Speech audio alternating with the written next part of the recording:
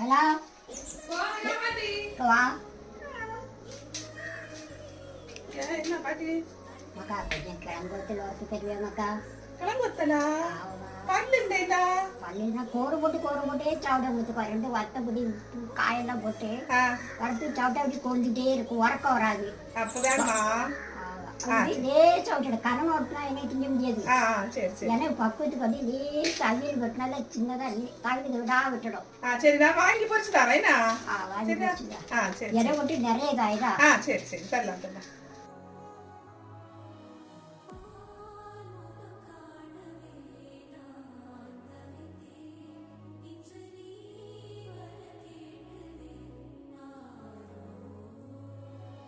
நீங்க கேட்ட கிழங்கு வத்தல் தேங்கிக்கலாம். சரி சாப்பிடுங்க என்ன.